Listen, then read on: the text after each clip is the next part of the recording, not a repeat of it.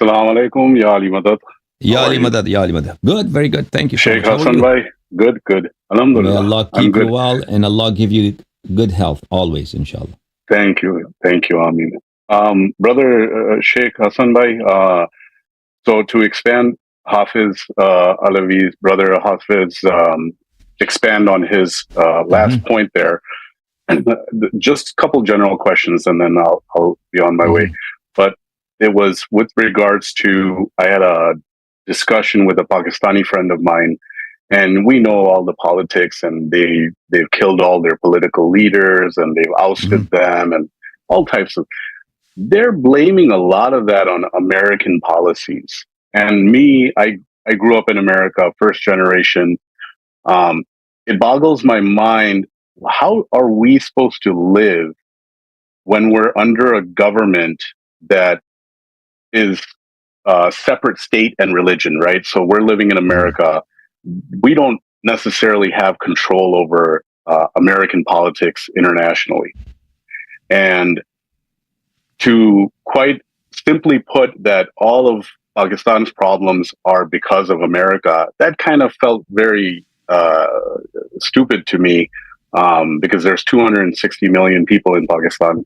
So it doesn't make sense. So my question really is, as Shias, how do we live under a government that we understand that our actual government, our guidance is Ahl Bayt alayhi salam, and that's who our allegiance is to, and that's how we want to follow on their words, on their path. But again, we still have to live in this world in different countries and boundaries, rules and regulations. Is there some sort of hadith and guidance on how we're supposed to live our lives? So, and you have talked about this. But going back to your points, that in Muslim countries it's very common that they blame for everything. They blame the West, America especially, and I think that's not very justified. And maybe in some instances that's true. That is true, but that's minor instances, not all instances. I think, especially in the case of Pakistan and countries like Pakistan, the politicians are very corrupt. And the government is very corrupt. Everybody's corrupt. Everybody's trying to steal almost. Like if somebody's not stealing and is not dishonest, that's rare. Everybody's expected to try to steal, try to cheat, try to take a cut for himself. And they blame everything on America. While you see themselves, and if that's your country and that's the character of your politicians and your leaders and everybody in the government and the private sector, the same thing. Nobody's honest there, right? Yeah. And then you blame America. I don't think, maybe America is a small hand and in your misery, but a lot of it has to do with your own policies, with your own things, the way you do things. So there's a lot of this America bashing in Muslim countries, but I don't really share that sentiment myself. Are we encouraged in the hadith to vote and support any government?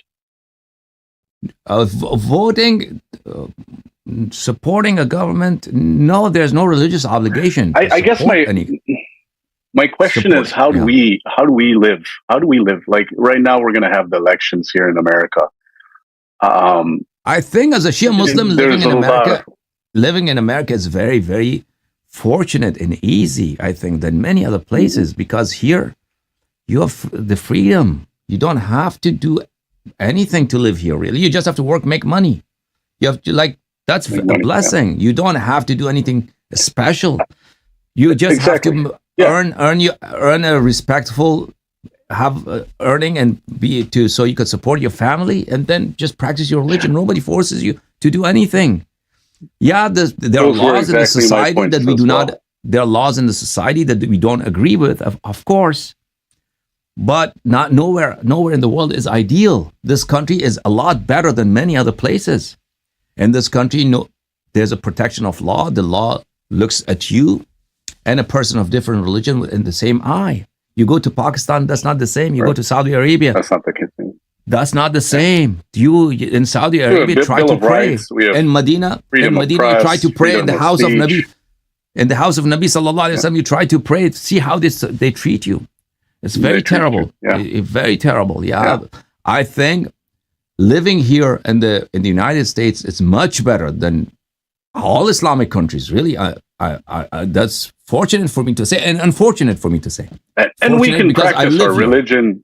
Yeah, we can practice our religion freely. Yeah, I think that is a very big thing. You also have, and then you can speak up your mind. I think it's a great blessing, and blessing in the United States. Now I can sit here behind this mic and say, according to my conscience and my research, what I'm pleased to say, right? What I want to say.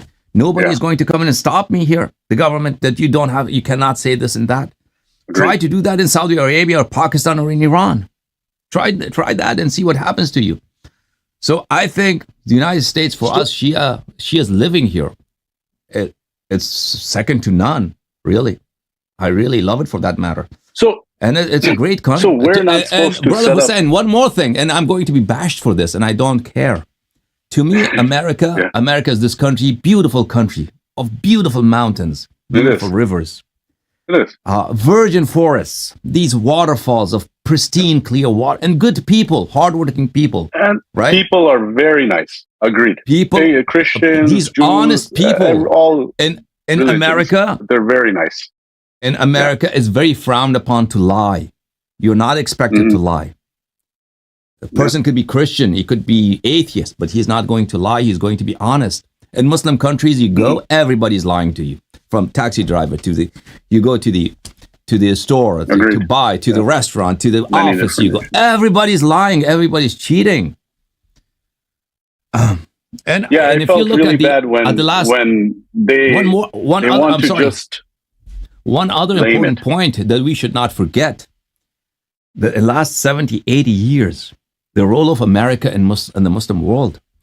There was Soviet Union next door to Pakistan and India, which was a massive superpower, an atheist superpower, which was ready to devour Pakistan and devour Iran and conquer all these lands. There was one power stopping them, and they were not able. Today, you would be speaking Russian in Pakistan, if not for the United States. It was the United States. Iran would have become part of the Soviet Union, if not for the United States.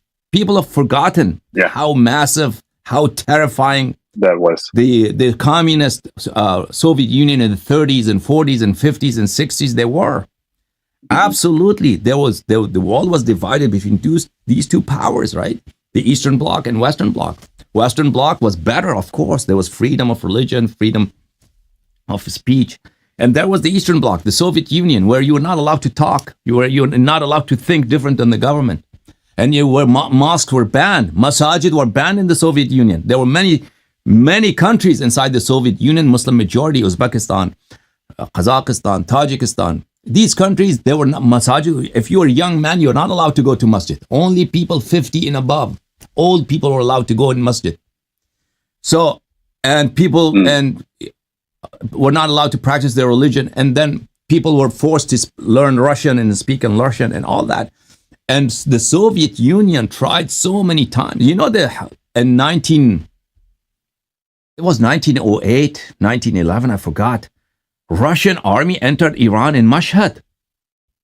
They bombarded Imam Riza alayhi salam's shrine. You could search online and see the old pictures. Bombardment of Mashhad by Russians. Communists. Especially the dome of Imam Riza alayhi salatu wasalam. It was damaged. And they attacked and bombarded with heavy artillery the shrine of Imam Riza alayhi salam. And they would have conquered. So first, during that time, it was not the USA, it was the British Empire. They saved Iran. Iran would have been conquered by Russia, by the Tsar. Today, Iranians would be speaking Russian, of course, like Azerbaijanis, they speak today Russian. All of them speak Russian. They speak Russian better than Azeri. And then was British Empire. They at that time, I forgot his name, the prime minister. They made a pact with with Russia that they were not going to invade Iran. And then after that, it was when the British Empire collapsed and disintegrated. It was the United States that saved Iran and Pakistan in these countries. But of course, the United States has played also a negative role. Many of its policies have harmed these countries. Of course, we don't deny that. I don't deny that. But also, we should not forget that there are a lot of problems in these countries because of the local population, because of the local politicians, and how they treat their own people, how our governments and our rulers treat their own citizenry. They don't have respect for their own citizens. They treat them bad, and they are incompetent, and they are corrupt, and they cannot run the economy. At the end of the day, they blame everything on others, on outsiders. So that's my 2 cents there. Perhaps I'm wrong. So this is not the area of my expertise. These are just my impressions. Yeah. No, I agree with you on your non-area of expertise, but I agree. I think we have very similar views of how this is. Yeah.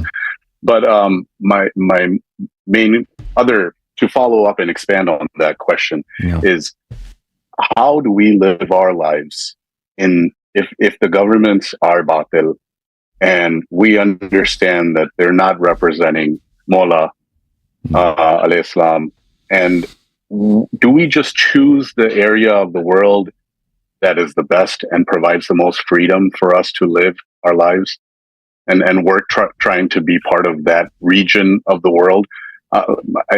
Do you kind of understand my question? Like, if someone is born into Pakistan, they want to promote Pakistan values and they want to try to fix Pakistan. Okay, that's understandable. That's not happening, and we've seen for the last 70 years that it hasn't been happening. What is someone to do as a Shia that's living there? Like, what is their guidance for them to live their lives? Is it to live under taqiyya and essentially how they did in the past? Nobody has to live in Pakistan forever. If somebody wants to move out, if the situation demands, right? If he thinks that if I move to, let's say, Kuwait, or move to Dubai, or move to Europe or the United States or Canada or some other country or Australia, I can practice my religion and I can live a more decent life. Of course, that's allowed. That's in fact encouraged. Migration is the sunnah of the Nabi sallallahu alaihi wasallam. If one place your life is miserable and you think your life would be better in another region, of course you're allowed. There's no discouraging against that in religion. As your question, how should we live our life? I think wherever you are, Allah subhanahu wa ta'ala only demands from you what you can. And Allah subhanahu wa ta'ala has not obligated us to perform that which we cannot or is difficult for us to perform. And there is taqiyya in religion, which is a great blessing, Anytime that religion does not ask you to put yourself at risk, to put yourself or in your family at peril, and to take and to suffer. Allah subhanahu wa ta'ala wants you to live decently and comfortably. If any time there's a religious ruling that restricts your progress or that puts you in peril, then you can do taqiyya, or you can migrate. So it's pretty Shia religion is pretty lenient and flexible, and I think you can go anywhere in the world in some form. It could be practiced. Of course, some countries will be difficult. If you want to go to North Korea, of course, it'd be very, very difficult to live there and practice Shia Islam. But who wants to go to North Korea, right? But in most countries, it is practicable. The only challenge that comes, I think, is raising your family and raising your kids Islamically. That is a challenge. That's not easy, but that could be done. That could be done by reading to them, by having after-school classes, or if you're living in a part of a bigger community, then watching your videos. Community could. Thank you. You can have a community school, right? That's so helpful. So if families get together, start a part-time madrasa or a weekend madrasa or a full-time school, depending how much you guys can afford. Those things could be done. Yeah, all that could be done. You spoke with Brother Hafiz on the last topic, but I guess my question is the being involved politically, right? Our right to vote and being involved in the government. Let's say we have a governmental job, and the kafara is to help our brothers and sisters first and foremost. Yeah. Is this also the case as we live our daily lives as regular, just non-governmental people? Is this hukum from Ahl Bayt alayhi salam for us to always prefer and help our Shia brothers and sisters first? So relieving the need of a Shia, that's a very important teachings of Ahl Bayt alayhi salam. So if a needy Shia comes to you with a problem, you have to whatever his need is, genuine need is, you should try.